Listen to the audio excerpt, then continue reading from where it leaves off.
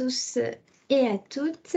Merci de vous être connectés si nombreux ce matin. Vous le savez, on organise un webinaire aujourd'hui sur la thématique de la DETH 2022, donc cette déclaration obligatoire de l'emploi des travailleurs handicapés.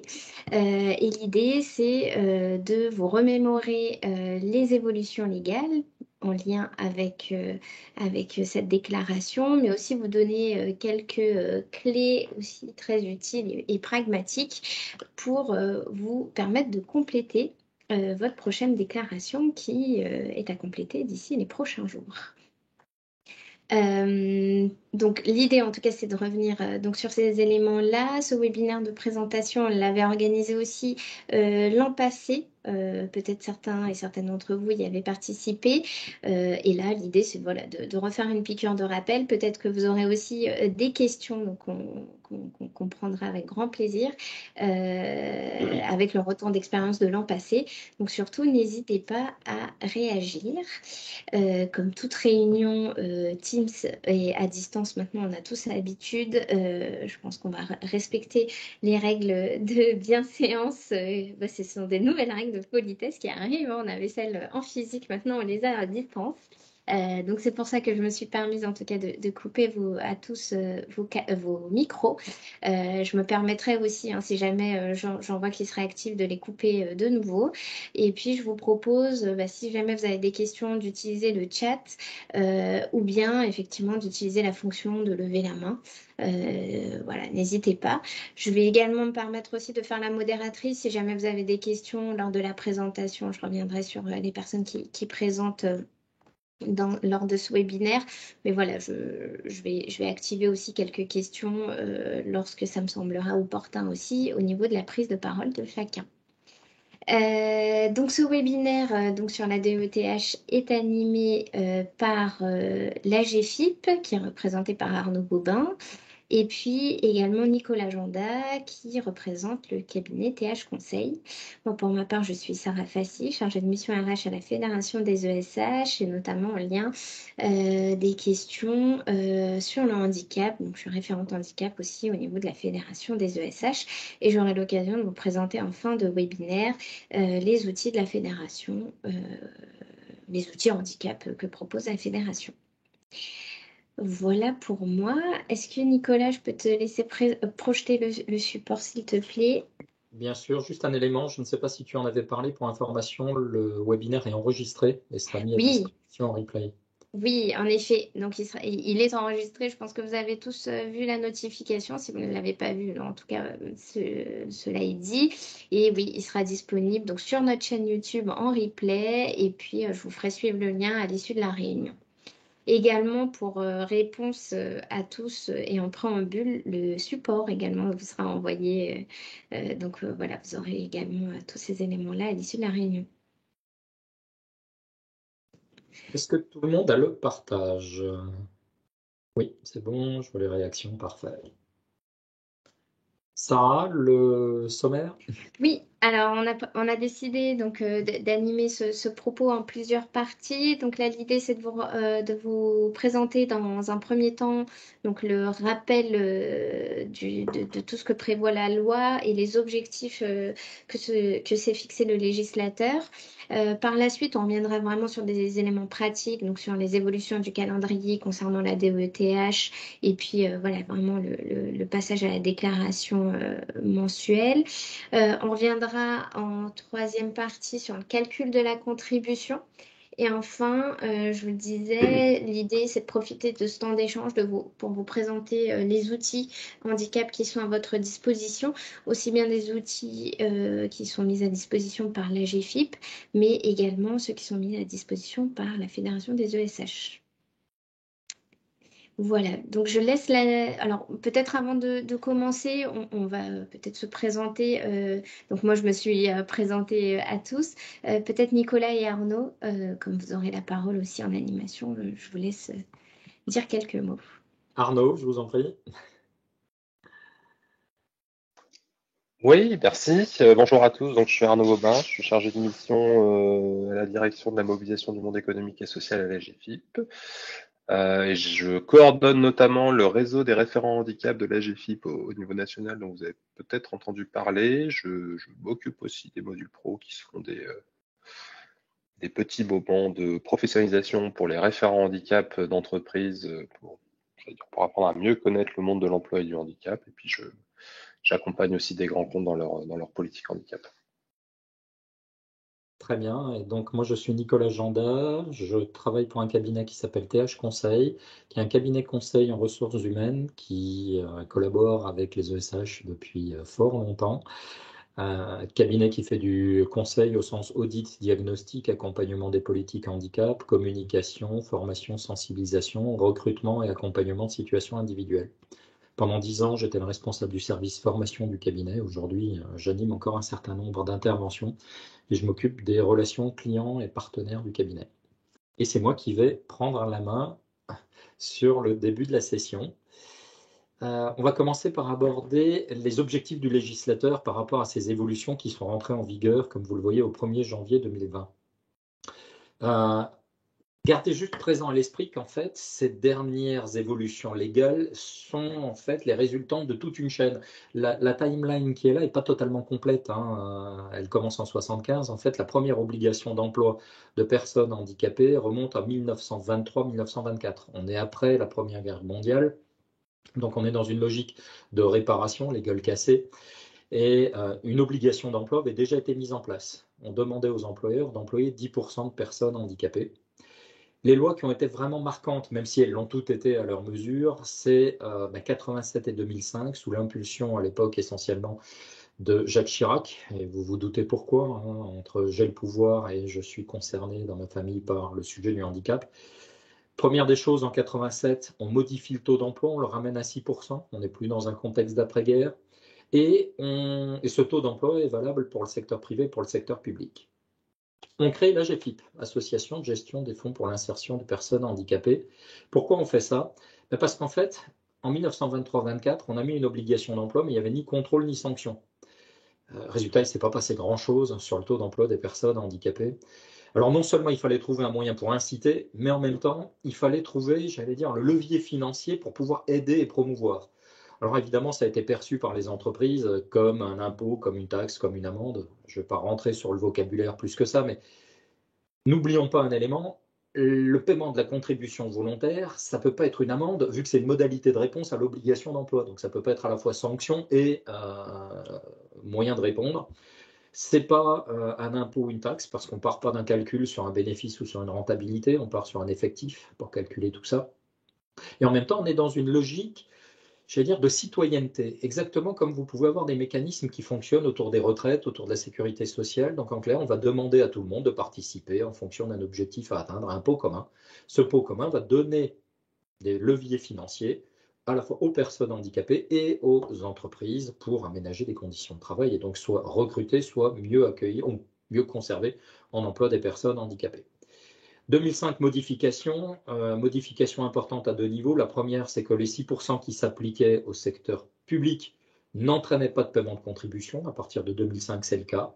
Mais à l'époque, on ne mélangeait pas fonds publics privés, donc on crée le FIPHFP, Fonds d'insertion des personnes handicapées de la fonction publique, et on crée les MDPH, Maisons départementales des personnes handicapées, dans une logique de créer un principe de guichet unique. Des choses ont changé en 2020. Alors en fait, les changements introduits au 1er janvier 2020 résultent, eux, d'une loi du 5 septembre 2018 qui impacte d'autres éléments, hein, parce que c'est la loi qui parle du choix, du libre choix de son avenir professionnel. Donc on a transformé les OPCA en OPCO, on a parlé du CPF, etc. Et il y a un volet qui aborde le sujet du handicap. L'un des changements majeurs, vous le voyez, c'est l'interlocuteur qui va changer, c'est l'URSSAF. Ce qui veut dire que cette fois-ci, l'organisme collecteur sera unique pour secteur privé et public. Alors pourquoi le législateur fait ça? Déjà, on va reprendre un petit peu d'historique. 1923, ça fait 100 ans. 1987, on en est quasiment un peu plus de 25 ans. Il est temps pour le législateur de rentrer dans une logique de responsabilisation des entreprises. Il souhaite que le sujet du handicap devienne un sujet qu'on va traiter de façon récurrente, comme la prévention des risques, comme la formation, etc. Que ce soit un sujet, entre guillemets, moins subventionné, moins pointé du doigt comme un sujet à part sur une île déserte. En même temps, force est de constater que le sujet du handicap, c'est un sujet qui globalement est socialement consensuel et on veut continuer à en faire un outil de dialogue social. Ensuite, évidemment, l'idée reste la même depuis le début, hein, depuis les premières lois, c'est de développer l'aspect inclusif des démarches d'emploi. Et puis, il y a le fameux choc des simplifications administratives. Alors, les périodes de transition ne sont pas toujours des logiques de simplification, mais à terme, l'idée, c'est d'automatiser beaucoup de choses. Alors, pourquoi automatiser? Déjà parce que pour certaines entreprises, parfois plus que dans d'autres, les déclarations qui étaient annuelles pouvaient être extrêmement complexes. Quand vous êtes une entité qui est explosée géographiquement en un certain nombre d'entreprises, qui faisaient des déclarations plus ou moins autonomes, avec un nombre de collaborateurs très variable, je connais des entreprises, elles passaient 1 à 2 mois à travailler sur la DOETH annuelle. Hein. Donc ça générait aussi beaucoup de problèmes de collecte de documents et potentiellement d'erreurs.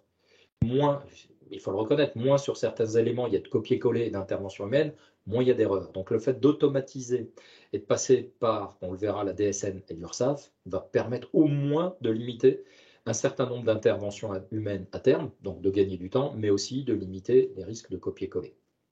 On va voir que ça introduit quand même aussi une dose importante de vigilance qui, avant, était une fois par an, là, ça va peut-être au fil de l'eau. Après, il y a un ou deux autres éléments qui ne sont pas évoqués officiellement dans les objectifs, mais je pense que tout le monde l'avait perçu. Le paritarisme n'est pas forcément quelque chose qui est toujours très apprécié suivant les dirigeants ou autres. Donc, le fait de dire à un moment donné, on va aller vers une centralisation et un organisme collecteur. Autre élément, un ministre un jour lâché sur un plateau, on vient de remettre la main sur le magot. Alors, on va pas relativiser le magot hein, dans nos porte-monnaies, effectivement. Les évolutions de règles fiscales qui vont augmenter, alors je dis ça sous contrôle d'Arnaud, mais a priori on était à peu près sur une enveloppe estimée à peu près 500 millions d'euros sur les évolutions de collecte. C'est vrai que ça nous paraît beaucoup. Si je compare à des chiffres de politique d'emploi comme ce qu'on a traversé avec le Covid, on est à 1,5 milliard déjà. Il faut relativiser. Donc effectivement, il faut augmenter la collecte pour avoir plus de moyens d'accompagner. Et puis, le dernier élément qu'on va pouvoir mettre en ligne aussi, c'est qu'en ayant une logique par l'URSSAF, on est sur une centralisation administrative avec une simplification de règles de calcul. Je reviendrai un petit peu plus tard. Aujourd'hui, certaines règles, dont celles qui sont celles du Code de la sécurité sociale, s'appliquent de façon transverse sur plein de dossiers. C'est un intérêt, c'est que les entreprises maîtrisent déjà ces règles de calcul. Voilà. Pour les objectifs, c'est très varié. Les périodes de transition peuvent être un peu complexes. En fait, quand on parle de période de transition, vous voyez, excusez-moi, j'ai glissé sur la souris, il y a la notion des objectifs, mais l'un des premiers éléments, c'est de comparer le avant-après. L'un des éléments marquants, c'est celui-là. Jusqu'à présent, les 6% avaient été considérés comme un plafond fixe. À partir de maintenant, on est plutôt dans une logique de seuil. C'est-à-dire que le législateur, il dit 6%, ok, mais est-ce que 6% c'est un objectif en soi? Est-ce que c'est un Graal? Pas forcément, c'est un levier de régulation, de motivation pour certaines entreprises. Et vous le savez, 6%, j'allais dire, c'est peut-être facilement atteignable pour X raisons, hein, entre guillemets, parce que on a des activités qui cassent, qui usent les gens. Pour peu qu'ils se déclarent, on atteint ou on dépasse les 6%. Pour d'autres, ce sera très difficilement, voire jamais atteignable. Donc le législateur, il dit à un moment donné, je vais utiliser ça comme levier de régulation. Et tous les 5 ans, je m'autorise à le réviser par décret et à modifier ces 6%. L'autre élément important qui est important, enfin qui est à souligner, c'est que jusqu'à présent, dans votre calcul du taux d'emploi, vous affichiez ce qu'on appelait un taux d'emploi légal, c'est-à-dire que vous faisiez un cumul de l'emploi direct, c'est-à-dire les contrats de travail que vous avez ou aviez avec des personnes handicapées, donc recrutement ou maintien en emploi, avec une conversion, et c'était un peu des calculs de Sioux, il fallait aimer les règles de 3, on convertissait en unités de bénéficiaires des parts de main-d'œuvre, de factures, etc. Et tout ça, on le cumulait. Alors, là, cette fois-ci, on n'affiche plus que le taux d'emploi direct. De ce point de vue-là, le législateur, il vise deux choses aussi. Un, motiver les entreprises à aller vers l'emploi direct, bien sûr. Mais le deuxième élément à prendre en compte, c'est que quand une entreprise affichait, par exemple, 5%, ça pouvait paraître pas mal, mais est-ce qu'on avait 2 plus 3, 3 plus 2 en termes de composantes? Ce n'était pas forcément très très clair. Une autre problématique aussi, c'est que les structures de moins de 20 personnes ne déclaraient pas. Aujourd'hui, même celles de moins de 20 vont déclarer, sans pour autant être soumises à la contribution. Vous comprenez que statistiquement, on va laisser un petit peu de temps à la mécanique, mais d'ici 1, 2 ans, 3 ans, on devrait avoir une visibilité sur le taux d'emploi réel des personnes handicapées en milieu ordinaire plus précis. Aujourd'hui, on était plutôt dans des approximations quand même. Alors, là, je vais laisser la parole à Arnaud parce qu'en fait, il va nous expliquer le passage de l'AGFI vers l'URSSAF avec la DSN. Arnaud, à vous Ouais. de jouer. Merci Nicolas, hein. Comme tu l'as déjà un petit peu évoqué, la DOTH désormais ne se verse plus directement à la GFIP, mais se verse à votre caisse, donc à savoir la MSA ou l'URSSAF, en fonction de celle à laquelle vous êtes affilié. Donc on le voit, hein, sur notre présentation. Avant 2020, l'entreprise remplissait sa DOTH, comme tu l'as dit Nicolas, de façon assez fastidieuse, parfois par papier, en mettant des heures, des jours, des mois pour le faire, et en générant aussi parfois des erreurs qui ramenaient un peu de travail. Et les entreprises versaient leurs contributions directement à la GFIP. C'est nous qui traitions directement tout ça. Et le montant de la contribution arrivait directement à la GFIP. Montant de la contribution qui, je le rappelle, est réinvesti dans une offre de service qui permet de développer l'emploi des personnes en situation de handicap dans les entreprises. Aujourd'hui, c'est un petit peu différent. Ça ressemble à ce que vous faites sur les autres obligations sociales, hein. Au fil des mois, vous remplissez votre DSN, donc grâce notamment aux fiches de paye sur lesquelles vous pouvez indiquer le statut des personnes, à savoir en situation de handicap ou pas, hein, bénéficiaire de l'obligation d'emploi de travailleur handicapé, BOTH comme on dit. Ça vient alimenter votre DSN qui vient elle-même donner de l'information à votre caisse, URSSAF et MSA, qui automatise le calcul et qui, en début d'année, vous fournit un taux d'emploi qui vous permet ensuite de remplir vos différentes déductions et qui vous permet surtout de calculer votre contribution brute. Ce qui est intéressant avec la loi effectivement qui a été appliquée depuis 2020, c'est que vous pouvez désormais recenser tous les bénéficiaires de l'obligation d'emploi, quel que soit le statut sous lequel ils sont dans l'entreprise. Donc, vous pouvez recenser des stagiaires qui seraient présents chez vous dans le cadre d'une PMSMP, donc permis de mise en situation en milieu professionnel, c'est des choses que vous proposez par Pôle emploi. Vous pouvez déclarer des personnes qui sont là en intérim. Vous pouvez même déclarer des personnes qui viendraient en duodé, donc sur une seule journée, qui viendraient effectivement dans la déclaration en tant que personne pour votre taux d'emploi direct. Là aussi, on voit la volonté du législateur de mettre en avant l'emploi direct et de faire en sorte que ce qu'on appelle le taux d'emploi soit bien ce qu'on entend quand on entend taux d'emploi, c'est-à-dire le nombre de personnes qui sont présentes dans l'entreprise en situation de handicap et qui travaillent, qui sont sous contrat et qui effectuent une mission, et plus forcément les choses qui sont sous-traitées. Voilà un petit peu pour ça. Pardon, excusez-moi, je réactive le micro. Merci Arnaud. Alors, on va aller faire un petit focus effectivement sur plusieurs aspects. Qui déclare? On le disait, tous les employeurs privés qui doivent déclarer donc via la DSN, et la déclaration cette fois-ci, et ça peut changer des choses pour certaines entreprises, ne se fait plus par, comme on disait avant, entité ayant autonomie de gestion, mais par entreprise. Parce que notamment, justement, la fameuse autonomie de gestion n'était pas toujours respectée, pas forcément contrôlée non plus, hein, il n'y avait pas forcément de sanctions, mais ça peut avoir un impact très important, je pense. Alors dans vos entreprises, peut-être moins, mais je pense par exemple aux chaînes de vêtements, de bijoux ou autres, qui avaient énormément de magasins à moins de 20, du jour au lendemain, on déclare plus seulement le siège, on déclare l'intégralité au nom de l'entreprise. Alors ce qui change si on parle de DSN, c'est qu'on passe de l'annuel au mensuel. Le législateur a un petit peu modifié le calendrier. Avant, on parlait de février pour mars sur les premiers éléments. Il y a eu plusieurs raisons qui ont amené, j'en reparlerai plusieurs fois, hein, parce que pour que ça rentre bien, cette fois-ci, on fait une dernière déclaration de régularisation en avril pour en fait un versement sur mai, entre le 5 et le 15. Le législateur, pourquoi il a modifié les dates? Pour plusieurs raisons. C'est déjà pour beaucoup d'entreprises, il y avait les périodes de clôture et autres fiscales Ce n'était pas forcément évident de faire ça en plus en début d'année. Puis le deuxième élément, vous l'avez peut-être constaté, l'URSSAF a parfois quelques difficultés à remonter ou à redescendre, je ne sais pas dans quel sens on va le prendre, les informations vers les entreprises pour vous permettre de finaliser les calculs. Donc, pour le coup, je reviendrai un petit peu sur ce que l'URSSAF vous donne plus tard. Qui est plus assujetti, je l'ai dit avant, toutes les structures de plus de 20, même celles de moins de 20 déclarent sans pour autant être assujetties. Alors, il y a quelques situations d'exonération à la contribution, c'est-à-dire qu'en fait, l'obligation d'emploi de travailleurs handicapés, l'OETH, elle est effective uniquement quand l'entreprise a dépassé ce seuil de 20 collaborateurs pendant 5 années consécutives. Ce qui veut dire que certaines structures font parfois un peu le yo-yo. Momentanément, elles vont donc être exonérées. L'OETH, effectivement, elle devient effective pour les nouvelles entreprises d'au moins 20 salariés, mais uniquement après 5 ans d'existence. Ça veut dire qu'en fait, à partir du moment où l'année de l'OETH devient effective, la nouvelle entreprise, on va quand même encore lui laisser 3 ans pour se mettre en conformité avec l'obligation d'emploi, notamment par exemple si elle était à ce qu'on appelait quota zéro, de mener des premières actions pour en sortir. On comprend bien que derrière ça, il y a aussi une logique de maturité RH, de maturité de gestion de projet et de priorité dans le développement. Donc on laisse un petit peu de temps à l'entreprise pour se structurer. Alors, évolution de calendrier.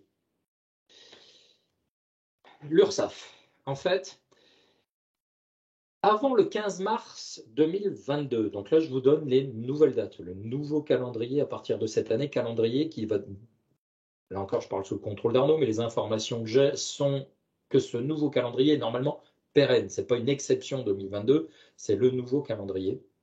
L'URSSAF va calculer et mettre à disposition des entreprises un certain nombre d'informations collectées via la DSN en fait, donc elles vont ramener vers vous votre effectif d'assujettissement à l'OETH, celui donc qu'on va multiplier par 6%. Le nombre de bénéficiaires devant être employés, c'est ce fameux calcul, effectif d'assujettissement fois 6% arrondi à l'entier inférieur. L'effectif des BOETH que vous employez déjà, donc ça c'est ce que vous avez déclaré via la DSN, et l'effectif de salariés employés par l'entreprise relevant des ECAP. Alors, on s'était posé la question avec Sarah et Arnaud au moment de la préparation, si dans certaines ESH, il y avait des ECAP. On n'en était pas forcément 100% convaincu, mais on ne l'a pas exclu. Donc on a mis en annexe quand même les ECAP. Je vous expliquerai rapidement un petit peu ce que c'est. Ce sont des emplois qui nécessitent des capacités, des aptitudes particulières dans certains métiers. Il y en a énormément dans les métiers de l'aviation, par exemple, dans les métiers du BTP, parce que ce sont les conducteurs d'engins, les personnels navigants, ce genre de choses qu'on peut retrouver. Et donc, le calcul des effectifs sera effectué sur la base des déclarations de l'année N-1. C'est là que l'URSSAF rencontrait parfois des difficultés pour redescendre les données dans les temps. Donc, en fait, le calendrier a changé. Le report de l'exigibilité de la déclaration, c'est effectivement, on passe, vous le voyez ici, je pense que vous voyez ma souris. Cette fois-ci, c'est désormais pour toutes les entreprises de plus de 20 salariés sur la DSN d'avril, exigible donc à mai. Donc, exit février pour mars, on passe de avril, exigible mai. Alors, la déclaration, elle comportera quoi? Le nombre de salariés BOETH mis à disposition par une entreprise de travail temporaire, par exemple. Ça, il faudra les récupérer. Le montant de la déduction non plafonnée, donc c'est bien la part de main-d'œuvre qui va être liée à la passation de contrats de fourniture ou de sous-traitance. Là, on parle de tout ce qui va être ESAT, entreprise adaptée et TIH. Juste pour mémoire, travailleurs indépendants handicapés. Parfois, ils sont méconnus. Ça représente quand même plus de 70 000 personnes en France. Et notamment pour certaines entreprises qui se disent oui, mais je ne peux peut-être pas faire des prestations classiques de ESAT, EA. Parmi les TH, on va avoir aussi des prestations intellectuelles, comptables, communication, avocats, experts en développement web, enfin voilà, donc ça peut donner d'autres pistes aussi que les prestations classiques. Vous allez indiquer le montant de la déduction non plafonnée liée aux dépenses déductibles. On va en reparler des dépenses déductibles parce que les règles ont changé. On est passé de 13 dépenses à 6 et bientôt plus qu'à 3. Le cas échéant, si on s'acquitte de l'obligation d'emploi par la conclusion d'un accord agréé ou de branche, le montant de la contribution brute avant déduction et avant écrêtement, parce que vous avez évidemment, il y a une sorte d'effet amortisseur, parce que les changements de règles ont pu être explosifs pour certaines entreprises. Certaines entreprises sont passées de quelques milliers à plusieurs dizaines de milliers d'euros de contribution, certaines sont passées de centaines de milliers à des millions. Donc, il faut amortir le choc. Le montant de la contribution nette avant écrêtement, mais après déduction.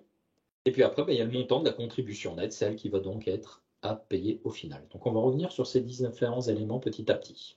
Pour ça, le calendrier, j'en ai déjà parlé, je le répète une dernière fois, avril pour la DSN de Régule et collecte versement au mois de mai. Arnaud, tu nous parles Oui, des tout outils. à fait. On a notamment deux outils qui peuvent vous aider à anticiper, on va dire, ou répondre à certaines questions vis-à-vis de la DOTH. Alors même si on n'est plus l'interlocuteur privilégié pour les questions d'obligation d'emploi et de travail handicapé, notamment pour les questions de calcul où il faut vous rapprocher de l'URSSAF, on reste quand même un petit peu au courant du sujet puisqu'on accompagne les entreprises dans leur politique handicap. Et à ce titre, on a développé en collaboration avec l'État un outil de simulation de la contribution. Alors, je tiens à dire que c'est le seul outil qui est labellisé par le ministère, puisqu'on l'a développé en collaboration étroite avec lui et tous les algorithmes, tous les calculs ont été vérifiés pour s'assurer que si vous rentrez des données qui sont fiables, vous aurez un calcul qui sera fiable à la fin. Donc, vous pouvez vous fier à ce simulateur à partir du moment où les données rentrées sont exactes. Il est très simple d'utilisation. Je lance même pas de démonstration parce que il y a des items à remplir qui sont les items de l'obligation d'emploi que vous remplissez au fur et à mesure. Et puis à la fin, ça vous propose un calcul d'obligation d'emploi. Le deuxième petit outil, c'est une foire aux questions où il y a énormément de questions qui ont été compilées, des questions que des entreprises se posent et nous ont posées et auxquelles on apporte des réponses dans cette FAQ et qui est extrêmement complète. Je vous invite à vous en servir dès que vous avez une question et si jamais vous ne trouvez pas la réponse dans cette FAQ, évidemment, vous pouvez vous retourner vers vos interlocuteurs préférés pour ça, à savoir l'URSSAF, la GFIP ou Sarah, enfin les gens qui vous accompagnent habituellement. Décidément, je m'emballe sur la souris. Alors, le côté peut-être un petit peu moins sexy, mais nécessaire pour comprendre, c'est la partie calcul. Alors, il y a des choses qui sont assez faciles à comprendre. La notion d'effectif d'assujettissement, c'est quoi? C'est l'effectif qui est comptabilisé. Alors, cette fois-ci, il y a un changement. On parle en moyenne annuelle. Ça va contenir ou comporter l'ensemble des salariés, sauf ceux qui pourraient risquer de faire doublon, les intérimaires, les mises à disposition d'alternants, les apprentis, les contrats de pro ou les contrats aidés. On multiplie simplement par 6%, ce qui nous donne le nombre d'unités bénéficiaires, ça c'est l'ancien vocabulaire, on va dire, qui était à atteindre et on l'arrondit à l'entier inférieur. Et là, vous avez donc calculé votre obligation d'emploi théorique. Et après, une simple soustraction va nous permettre de connaître le nombre de bénéficiaires manquants. Je vais simplement prendre mon obligation dont je déduis. Et cette fois-ci, c'est important de le souligner, l'effectif comptabilisé, mais toujours en moyenne annuelle. Donc, vous voyez, il y a quand même une sorte de simplification sur le principe, parce qu'avant, on avait des règles très complexes. Il est présent à telle date, il n'est pas à telle date, il est à temps plein, il est à temps partiel, et machin, etc. Bon, là, effectivement, ces automatisations vont faciliter les choses. On va pouvoir prendre, et Arnaud l'avait souligné avant, tous les types de contrats, cette fois-ci, y compris cette fois-ci les stagiaires, les alternants, les contrats aidés, les intérimaires et les mises à disposition. Donc le calcul est plutôt favorable pour l'entreprise. On n'alourdit pas l'effectif d'assujettissement, mais par contre, on maximise le nombre d'unités employées. Toutes les majorations, minorations ou autres ont disparu à l'exception d'une seule. Et là, j'attire votre attention parce que c'est important. Les travailleurs handicapés de plus de 50 ans comptent pour 1,5 au lieu de 1. Gardez un œil sur vos pyramides des âges et sur les personnes qui sont reconnues. Parce que potentiellement, le jour où vous allez avoir 2 personnes qui vont partir à la retraite, ce n'est pas 2 départs, c'est 3 unités. Suivant vos pyramides des âges et les personnes reconnues, et on sait que le handicap arrivant en cours de vie plutôt sur des personnes physiquement exposées dans vos métiers, on voit tout de suite à quel type de fonction on fait référence. Possiblement, vous allez avoir des vagues de départ de génération en retraite à peu près sur des tirs groupés en quelques années. Il faudra être vigilant. Donc, on fait une simple déduction. Les unités théoriques à atteindre, moins les bénéficiaires employés, ça me donne le nombre de bénéficiaires manquants, ce qui va me servir à la suite des calculs. Alors, Conformément à l'article du Code du travail, l'effectif des BE, comme je vous l'avais dit, inclut tous les types de contrats. Donc ça, je ne veux pas vous faire une lecture expliquée de texte, hein. C'est simplement important, et Arnaud l'avait souligné avant, par exemple, il y avait des choses qui passaient facilement au travers de la comptabilisation, juste parce que soit on ne les avait pas bien comptées, soit parce que administrativement, c'était compliqué d'aller collecter des documents, des informations pour des gens qui étaient là une journée, 2 journées, des durées courtes, des stages, des PSM, j'arrive jamais à le dire, PMSMP, mais aussi des DUOD, des choses comme ça. Là, pour le coup, cette fois-ci, ça vaut vraiment la peine de tenir les données à jour. Ça va être comptabilisé automatiquement.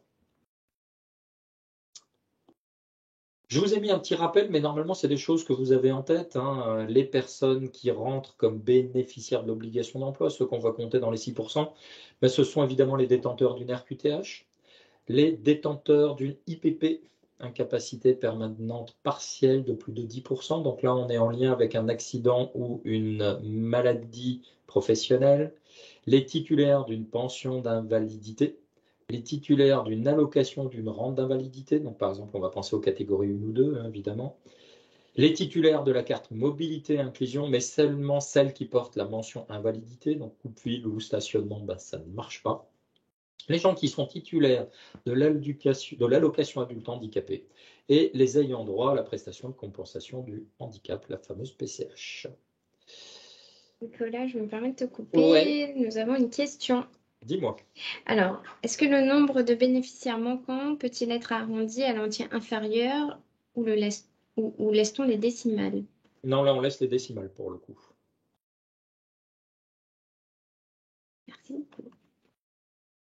Alors, là, j'allais dire, on est en train de toucher un petit peu la limite de ce qui relève du handicap pur, parce qu'on est en train de s'approcher des services paye, mais aussi des SIRH qui sont en lien avec les déclarations automatisées à l'URSSAF, donc la DSN.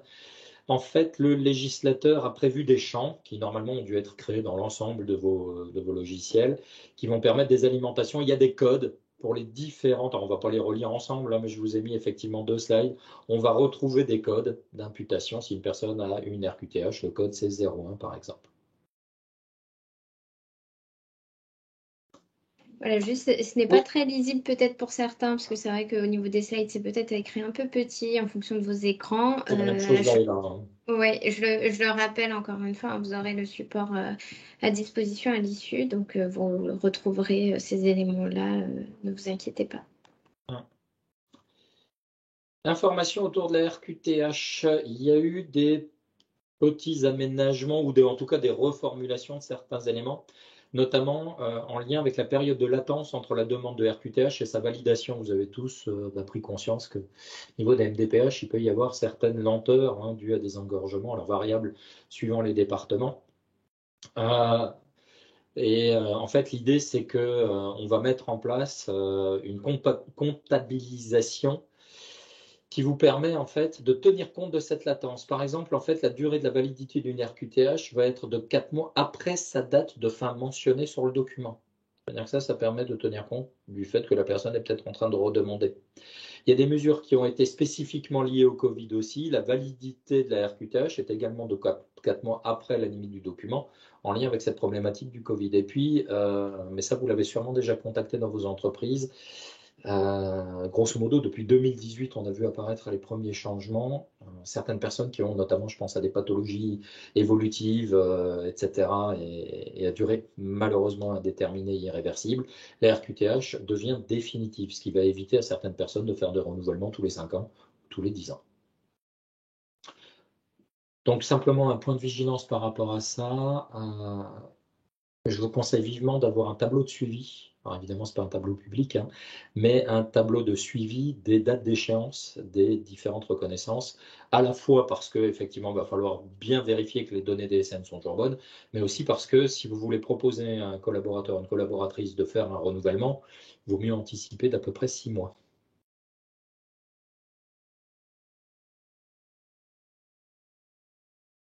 Nicolas, avant qu'on passe Oui. à autre chose, bon, c'est pas trop en lien avec là, ce que tu disais, c'est plus en lien avec la partie juste avant. On a une question. Un travailleur handicapé titulaire malade une partie de l'année doit-il être compté en totalité ou au prorata du temps de présence dans l'entreprise? Bonne colle. J'avoue que là, brut de fonderie, j'ai juste un trou de mémoire. Je peux vous retrouver l'information sans problème. Sarah, tu notes juste la question.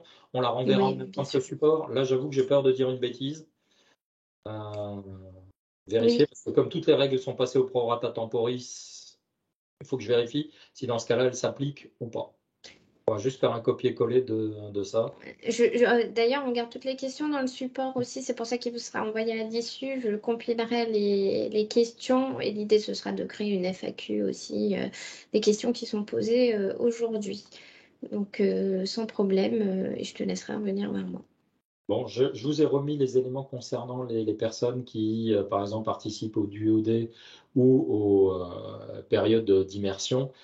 Vous allez pouvoir les comptabiliser. En fait, à partir de 2021, les personnes qui bénéficient d'une période de mise en situation en milieu professionnel devront être déclarées en DSN. En renseignant, effectivement, vous mettrez le numéro 93 et vous allez indiquer une rémunération à 0 dessus, en fait, tout simplement. Il est possible de se tromper, il est possible de corriger. Heureusement, le système de DSN permet des corrections, mais ça, c'est pas lié au sujet du handicap, c'est lié au système de la DSN. Donc, en fait, les corrections, par contre, doivent être portées personne par personne. Et on va aller dans la rubrique changement de contrat et renseigner donc avec une date de modification sur la rubrique, avec la profondeur de calcul de la paire renseignée au premier jour du mois de changement. Si jamais vous avez dépassé la date de déclaration, la régularisation se fera au mois suivant. Mais ça, c'est pas nouveau, hein.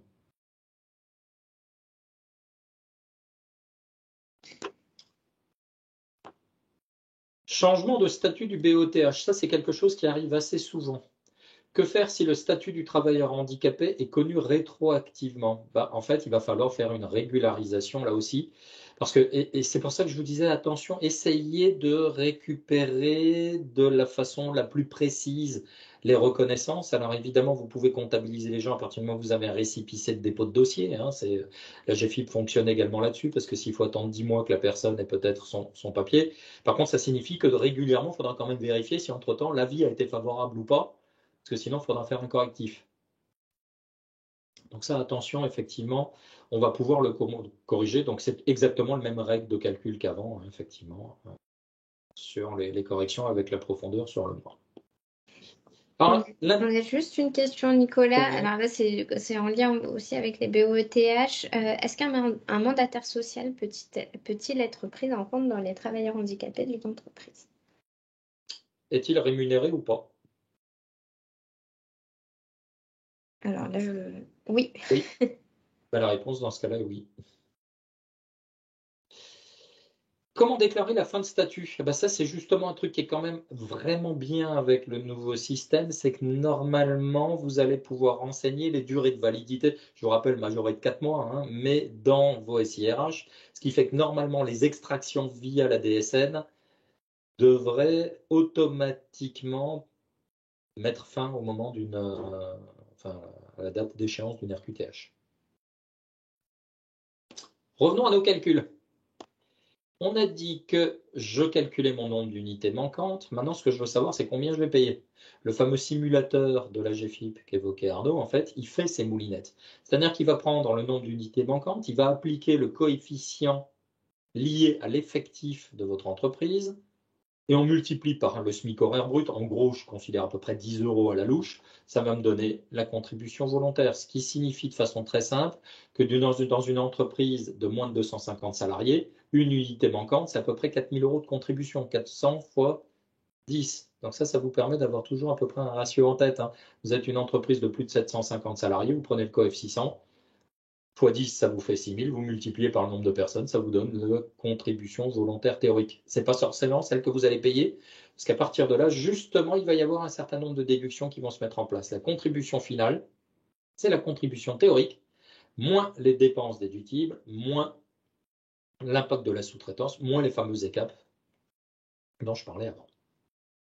Alors Nicolas, je suis pas sûr. Alors chez moi, en tout cas, Le support n'a pas avancé et il me Ah bon? semble qu'on avait un petit. Ouais, alors Sarah, je Chez suis les autres, peut-être le il a seul, avancé hein. ou pas? Parce que moi, il défile, mais Chez moi, il défile aussi. ah, Ah t'as un, bon, bah c'est moi alors. Arnaud, ouais, Pardon.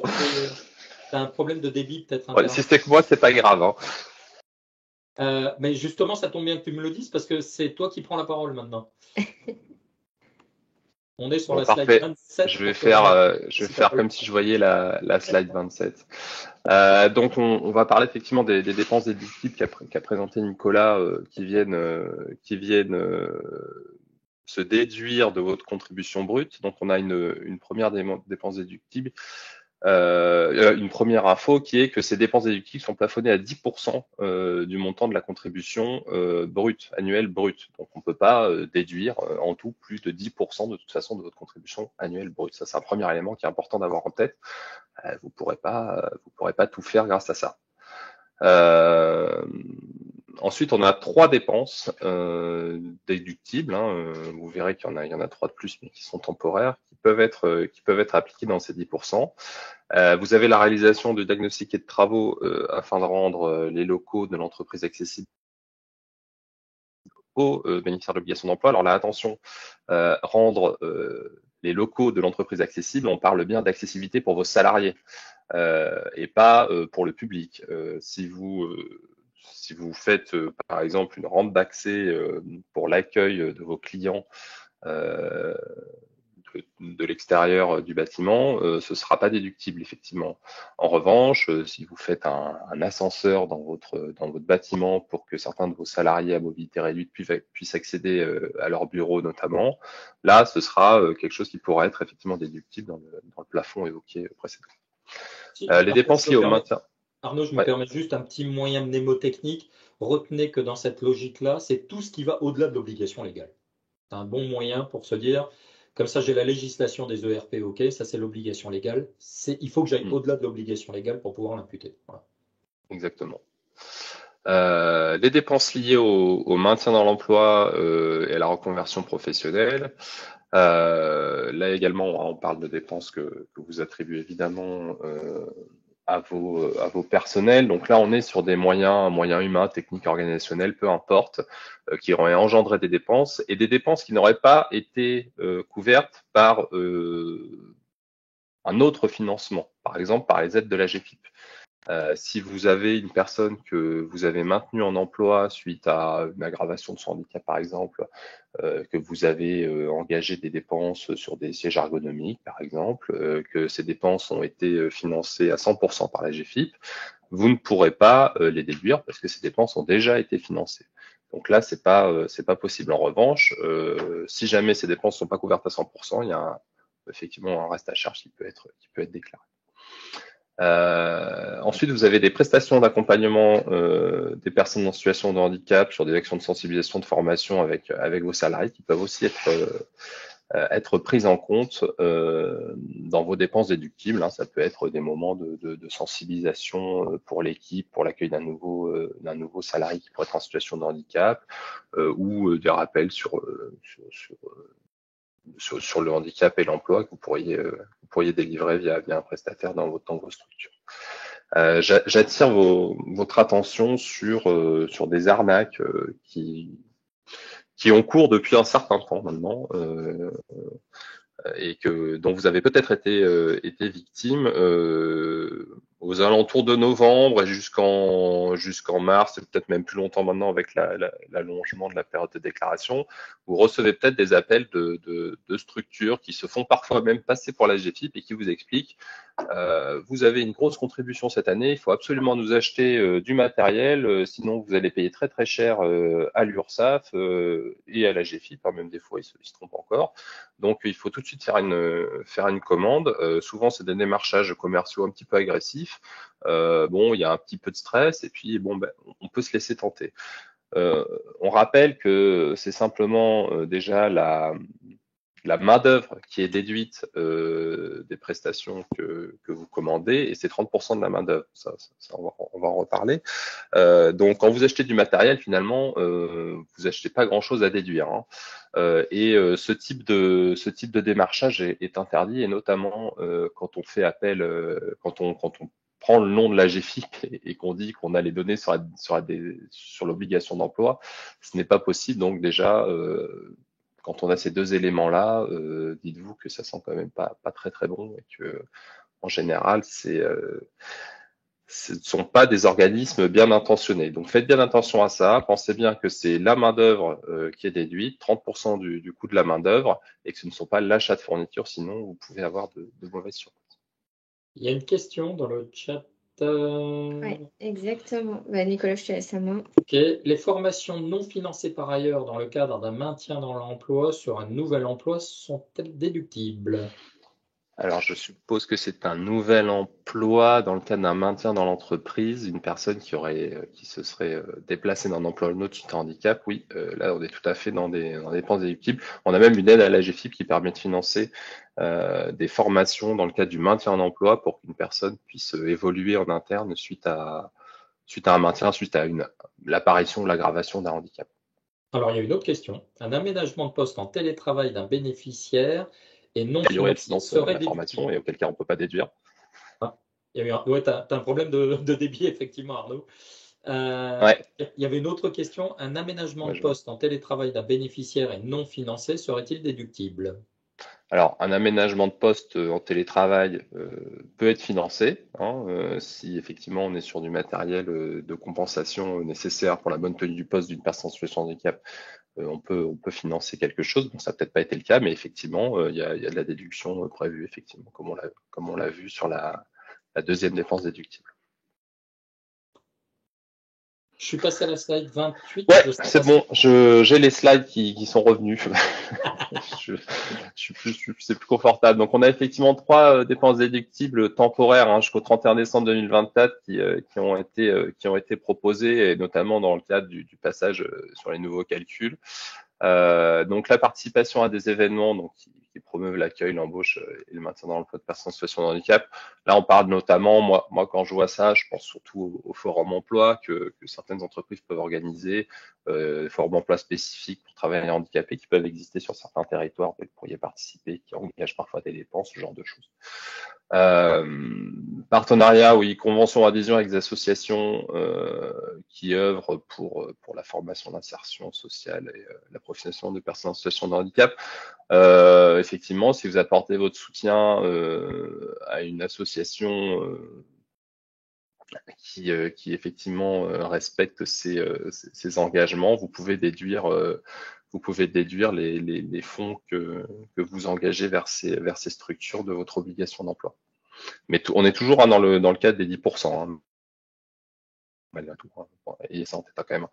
Et les actions qui concourent à la professionnalisation des dirigeants, des travailleurs, des entreprises adaptées, des ESAT ou des TIH que vous pourriez alors utiliser ou pas d'ailleurs, mais là on parle souvent de formations qui peuvent être organisées, par exemple avec une entreprise adaptée que vous feriez travailler en direct chez vous et qui aurait besoin de formation pour bien appliquer vos protocoles, notamment de protocoles qualité. Alors j'ai déjà vu ça dans des boîtes qui ont des protocoles extrêmement sérieux, notamment pour le conditionnement, et qui sont contraintes de former effectivement ces sous-traitants pour que la qualité soit bien respectée, et ça engendre des coûts de formation effectivement qui peuvent être déduits de votre contribution jusqu'en décembre 2024. Ok. Je reprends donc la main. Et on continue effectivement sur des logiques de calcul. Focus sur la sous-traitance. Des règles ont changé. Dans le système d'avance, cette sous-traitance permettait un acquittement partiel de l'obligation d'emploi parce qu'on convertissait la part de main-d'œuvre, on additionnait au taux d'emploi direct. Là, aujourd'hui, c'est un système, on va dire, de modulation à la baisse possible de la contribution annuelle. Sont concernés tous les contrats. Je l'évoquais dans mon propos introductif. On va pouvoir s'intéresser aux ESAT, aux entreprises adaptées ou aux TIH. Et cette fois-ci, exit les règles de 3, terminer de devoir faire des conversions de part de main-d'œuvre en taux d'emploi ou autre. On va prendre cette fois-ci les 30% de la part de main-d'œuvre. Donc en fait, c'est quoi la part de main-d'œuvre? C'est le prix hors taxe de la prestation, dont on supprime tous les coûts de matières premières, les coûts de sous-traitance, les consommations intermédiaires ou les frais de vente et de commercialisation, Normalement, les ESAT entreprises et TIH doivent vous envoyer effectivement une attestation où vous précisez sur les factures les montants de part de main-d'œuvre dont vous allez prendre 30%. Alors, pas de panique. Certaines personnes m'ont dit oui, mais on ne prend plus de 30%, avant c'était 100%, on y perd. Non, en fait, non. Tout simplement parce qu'en fait, prendre 100% et faire une conversion en UB, ça revient grosso modo à prendre 30% hors taxe de la part de main-d'œuvre directement sans faire de conversion. Donc non, ça ne va pas changer grand-chose. Alors j'ai cru voir passer Oui, une question. Je m'arrête. exactement. On a une question. Est-ce que le financement de projets de certaines structures d'accueil fait partie de cette déduction? C'est pour toi, Arnaud. Oui. Je sais pas trop ce que ça veut dire. Ouais, projet de certaines structures d'accueil, je suis désolé, c'est pas assez précis pour que je puisse apporter une réponse. Est-ce que, Émilie, vous pouvez activer votre micro et peut-être préciser votre question à l'oral? Oui, bonjour. Alors ma question, c'est par exemple sur certaines structures d'accueil qui sont considérées comme accueillant des adultes handicapés ou des adolescents handicapés. Parfois, elles ont des projets justement pour essayer d'aider à l'insertion professionnelle et elles recherchent des financements. Est-ce que si jamais nous, on participe à ce genre de financement, c'est déductible? A priori, oui, moi, je pense que c'est déductible. Ok. Ensuite, il y a une question qui doit être pour moi concernant les montants de part de main-d'œuvre. S'agit-il du montant 4 indiqué sur l'attestation transmise? Très sincèrement, j'en sais rien. Je ne vois pas à quoi fait référence le montant 4. Je ne suis pas sûr que ce soit normalisé, suivant les entreprises adaptées ou les TIH, sur la façon de présenter le montant de la part de main-d'œuvre. Donc, il faudra voir éventuellement le document pour savoir, mais en tout cas, c'est bien effectivement part de main-d'œuvre. Ok, bon, ben, on a répondu. Montant 4. Ok. Très bien. Alors, gros changement. Toujours dans la logique de l'incitation. Non seulement vous avez compris qu'on modifie la part, on prend 30% de part de main-d'œuvre sans conversion. Ensuite, on va avoir un deuxième élément à prendre en compte, c'est que pour savoir ce que l'on va pouvoir déduire du montant de contribution en euros, en lien avec la sous-traitance, il faut connaître son taux d'emploi direct. En gros, plus votre taux d'emploi direct est élevé, c'est-à-dire par exemple supérieur ou égal à 3%, et plus il sera intéressant de faire de la sous-traitance auprès du secteur protégé adapté. Pourquoi? C'est-à-dire qu'en fait, si j'ai un taux de moins de 3%, je vais devoir plafonner ma déduction à 50% du montant de ma contribution volontaire. Si j'ai un taux d'emploi à 3% ou plus, je parle de taux d'emploi direct, je vais pouvoir aller déduire jusqu'à 75% de mon montant de contribution volontaire. Juste pour petit rappel, si une entreprise se retrouvait à quota zéro, c'est-à-dire n'aurait employé aucune personne handicapée, mais elle a quand même moyen de se sortir de cette logique de surcontribution, ce fameux COEF à 1500, via de la sous-traitance auprès du secteur protégé adapté. En gros, il faut qu'elle ait dépensé l'équivalent de 1500 € par an, toujours en part de main-d'œuvre hors taxe, sur 4 ans, c'est-à-dire 6 000 € sur 4 ans. Je ne sais pas si certains ou certaines d'entre vous sont concernés par des logiques de surcontribution, mais voilà, ça, la sous-traitance permet quand même d'en sortir. Ah, j'ai encore vu passer une question. Peut-on déduire toutes les formations suivies en cours de l'année par un salarié, oups, ça a bougé, par un salarié RQTH, quelle que soit la formation? Arnaud?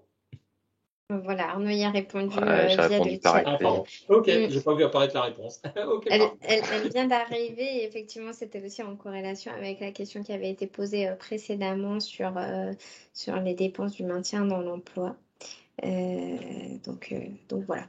Toi, je vois. Je vous ai mis quelques exemples, hein. On ne va pas faire des calculs simplement très savants, mais juste que vous compreniez quand même qu'il y a un impact de ce changement des règles de calcul qui n'est pas forcément en faveur là, de l'entreprise, tout le temps de l'entreprise. Je vous donne un exemple. Imaginons une entreprise de 2000 salariés, donc son obligation d'emploi, c'est 2000 fois 6%, ce qui nous donne arrondi 120 personnes. Elle en déclare 40, ce qui lui donne donc un taux d'emploi à 2%.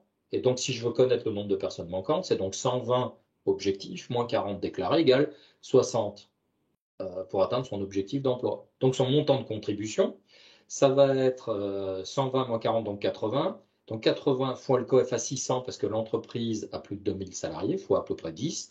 On a donc une contribution de 480 000 € avant déduction. Bah.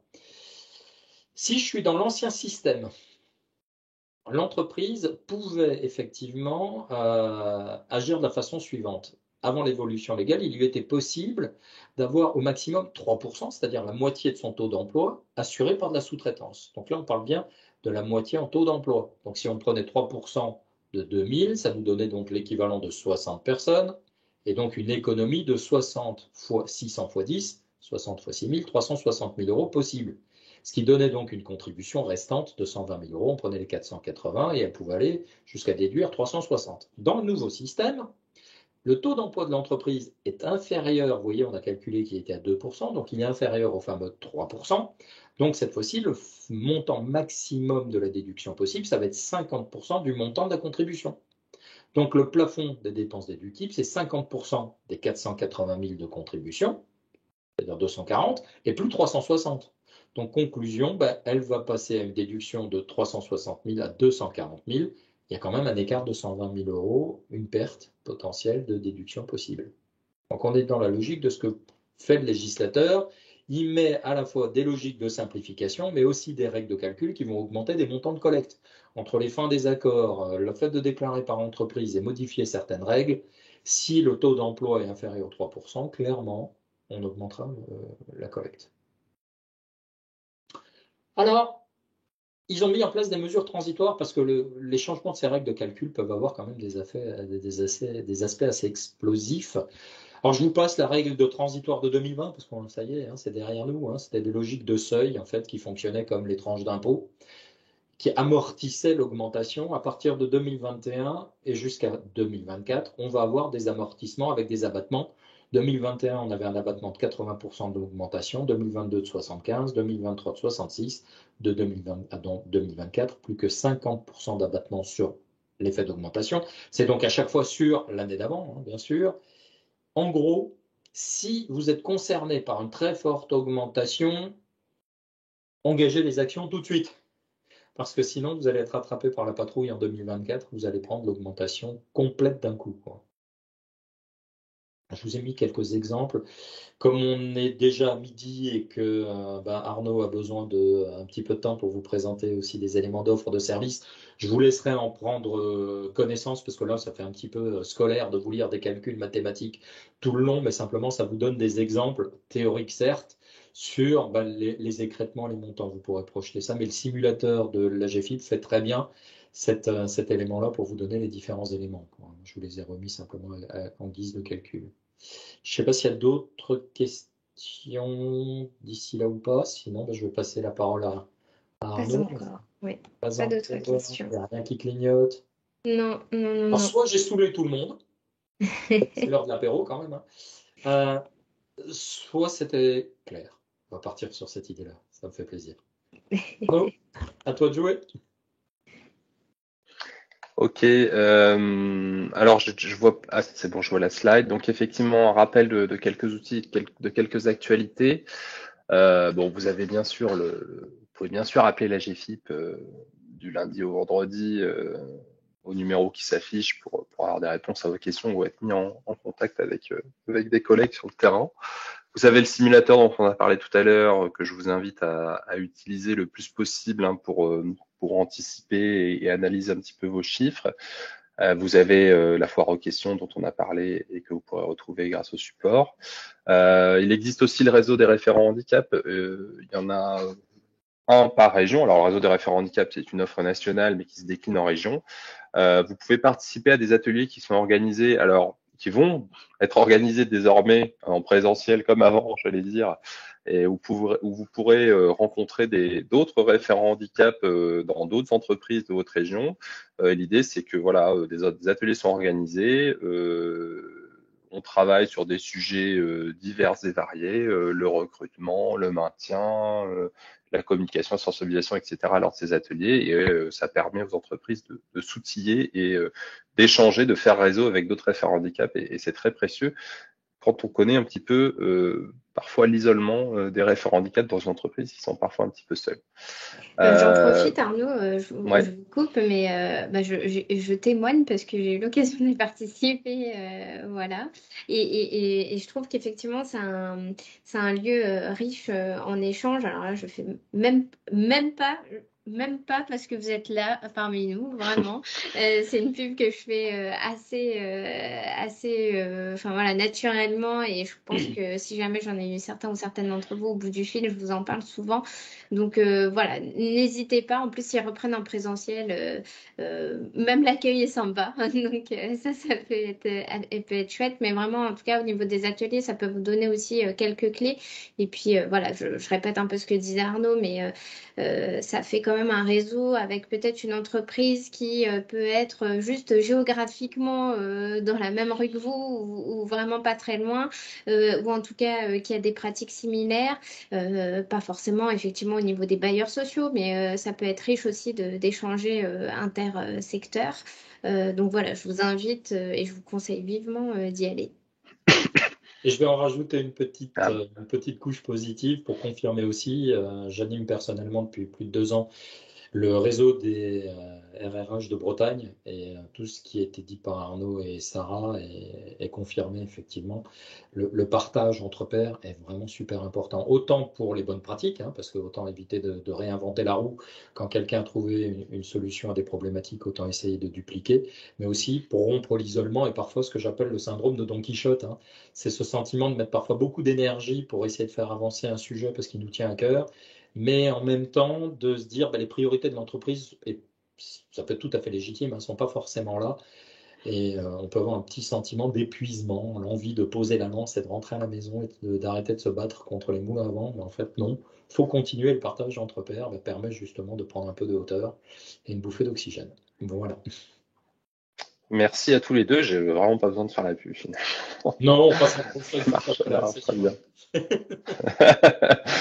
Le 29 et le 30 mars prochain, il y aura l'Université du réseau des référents handicap. C'est le rendez-vous des réseaux des référents handicap de toutes les régions. On se rejoint pendant un jour et demi. Alors cette année, c'est à Lille. Il y a beaucoup d'ateliers en distanciel. Il y a aussi des choses en présentiel directement à Lille. Si certains d'entre vous sont dans les Hauts-de-France, n'hésitez pas à vous inscrire. Il y aura tout un tas de choses, des ateliers, des webinaires, des modules pro, des mini-formations, des conférences avec des invités prestigieux et intéressants surtout. Voilà, et vous aurez toutes les infos pour vous inscrire, notamment ou sur Google en tapant URRH ou grâce au support que Sarah vous enverra. Voilà. Et quelques guides là qui sont présents aussi sur obligation d'emploi qui peuvent être intéressants si vous voulez avoir de la documentation disponible, j'allais dire en direct sous la main.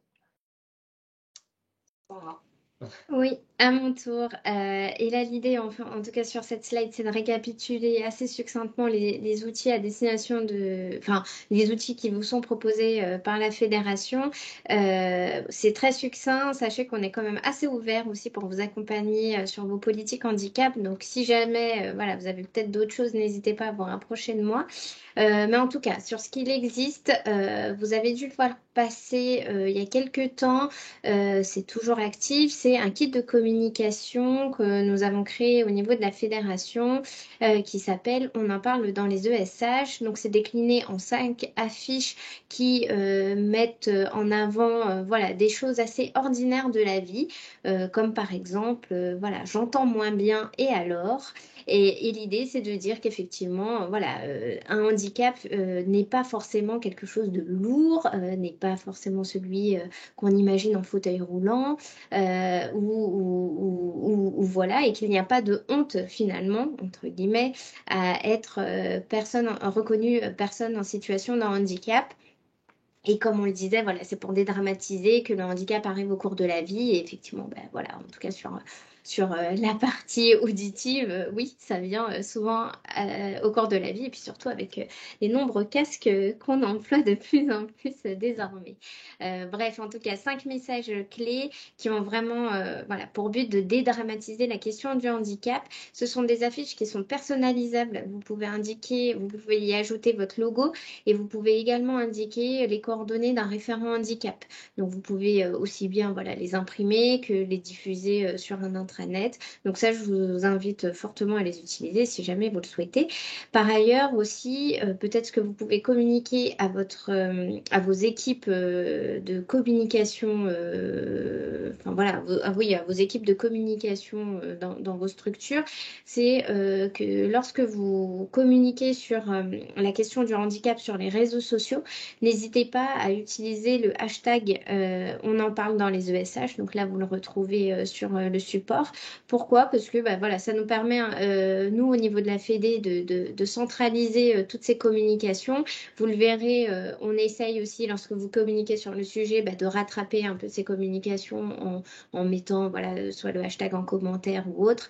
Et ce qui permet finalement de donner une visibilité du secteur de l'habitat social, surtout effectivement de la branche des ESH. Au niveau externe et puis voilà de dire aussi que notre branche professionnelle et notre secteur d'activité est handi accueillant. Donc ça peut être bien aussi pour au niveau de votre marque employeur, en tout cas de notre marque employeur au sens large. Donc voilà, n'hésitez pas et j'en profite. On a également comme autre outil à disposition le e-learning manager une personne handicapée. Nicolas le connaît très bien parce que vous aurez même le privilège de le voir intervenir dans une petite vidéo. C'est un e-learning qui a été créé il y a quelques années maintenant. Je pense que vous en avez largement entendu parler. C'est à destination des managers, parce que c'est effectivement, ça traite du management, mais pour l'avoir en tout cas enfin, pour l'avoir également réalisé moi-même, je pense que c'est un bon outil qui peut être mis à disposition de tous les collaborateurs de l'entreprise, que ce soit finalement les personnes handicapées elles-mêmes, parce que finalement on y retrouve aussi des questions voilà, finalement il faut quand même que je parle de mon handicap, que ce soit à mon manager ou autre, donc voilà, ça peut permettre de les sensibiliser sur le sujet et un peu de se dire que voilà, finalement parler de mon handicap, bah, ça peut être aussi une bonne chose aussi pour sa prise en compte sur mon poste de travail et en tout cas au niveau des équipes.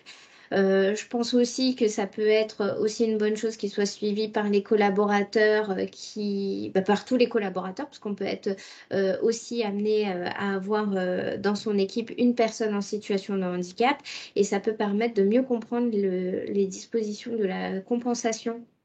Qu'est-ce qu'une compensation? Et puis éviter un peu les jalousies, entre guillemets, ou peut-être éviter les questions d'inéquité quand effectivement on voit son collègue avec un plus grand écran que le nôtre, ou des aménagements. Voilà, on se dit toujours, oui, bah, lui, il a le droit de quitter plus tôt et pas moi. Mais en fait, effectivement, ça fait partie de la compensation. Et tout ça est expliqué dans ce e-learning. Et par ailleurs, je pense aussi que ça peut être un bon outil pour vos IRP si jamais au niveau de votre dialogue social, vous souhaitez traiter de la question du handicap. Voilà, il y a toute une partie dans ce e-learning qui reprend l'histoire du handicap, mais aussi les acteurs. Donc ça peut être aussi une bonne chose de les initier si ce n'est pas déjà fait. C'est quelque chose qui est 100% gratuit, qui est pris en charge dans le cadre du fonds paritaire des ESH. Donc voilà, je ne peux que vous y inviter encore une fois.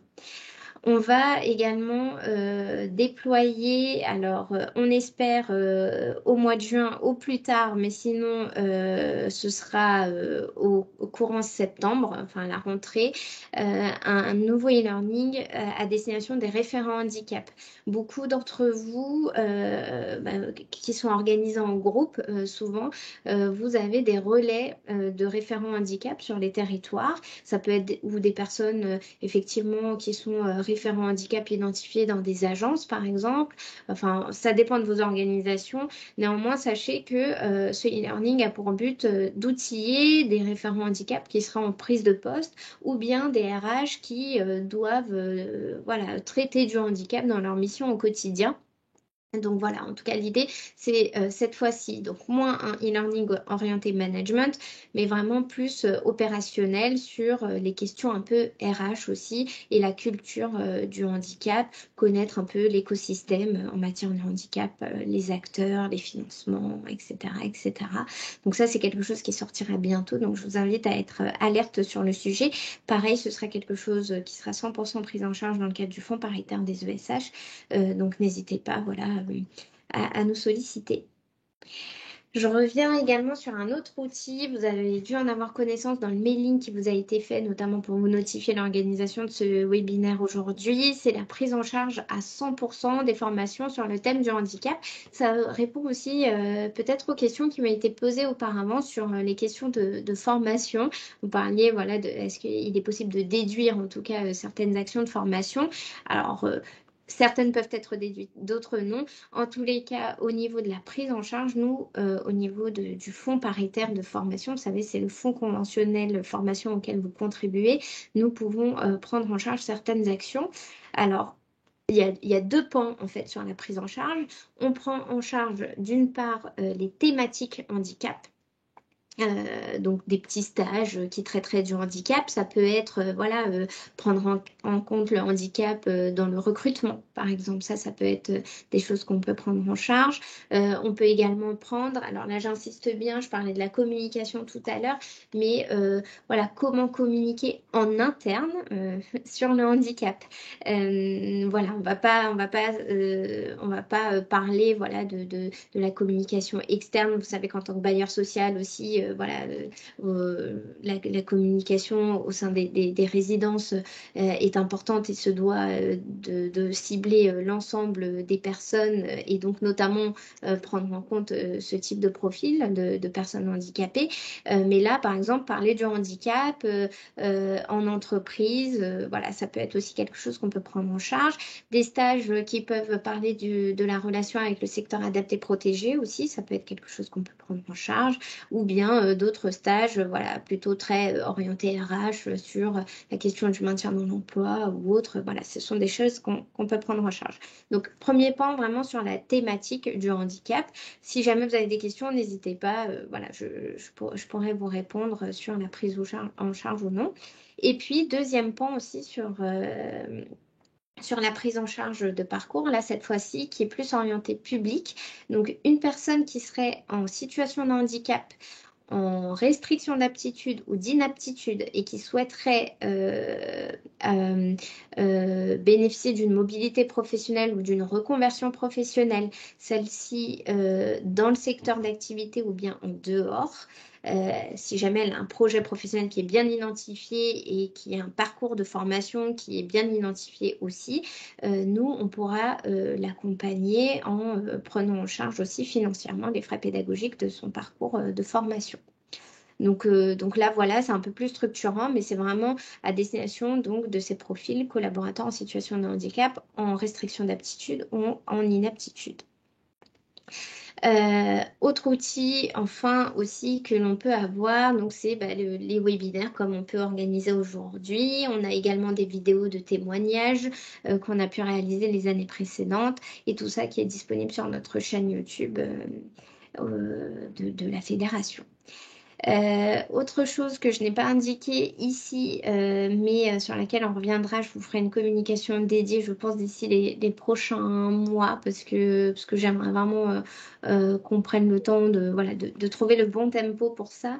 On a réalisé il y a quelques temps une étude sur la gestion des inaptitudes, des restrictions d'aptitude et aussi du handicap. On l'a fait avec quelques ESH volontaires. Il y avait un appel qui avait été lancé il y a peut-être 1 an et demi désormais. Donc cette étude a été est finalisée. Elle a donné lieu à des résultats. On n'a pas encore eu l'occasion de communiquer là-dessus, mais on en fera un webinaire de présentation. Donc voilà, donc je reviendrai vers vous aussi pour vous communiquer ça. Mais si jamais vous souhaitez avoir les premiers résultats de l'étude, je pourrais aussi vous les communiquer en bilatéral si jamais vous le souhaitez. En tous les cas, voilà, encore une fois, très ouvert au niveau de la fédération. N'hésitez pas à revenir vers nous, donc soit vers Julien, soit vers moi-même pour toute question. J'ai fini sur ma prise de parole. On s'était laissé vraiment jusqu'à 12h30 au max du max pour se dérouler. Je vois qu'il est 12h18, donc c'est très bien. On en a fini. Est-ce que vous avez peut-être des ultimes questions pour certains ou certaines?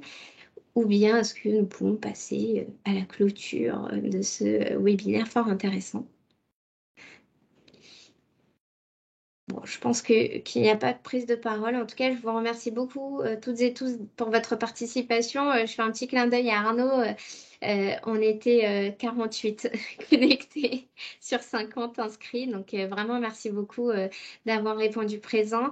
Merci Nicolas, merci Arnaud pour votre présentation et votre disponibilité. Je pense que c'était très clair. Et encore une fois, voilà, vous aurez donc lien vers le replay et puis le support de présentation dès lors que j'aurai eu le temps de compiler tout ça. Voilà, d'ici cet après-midi au mieux ou bien dans les prochains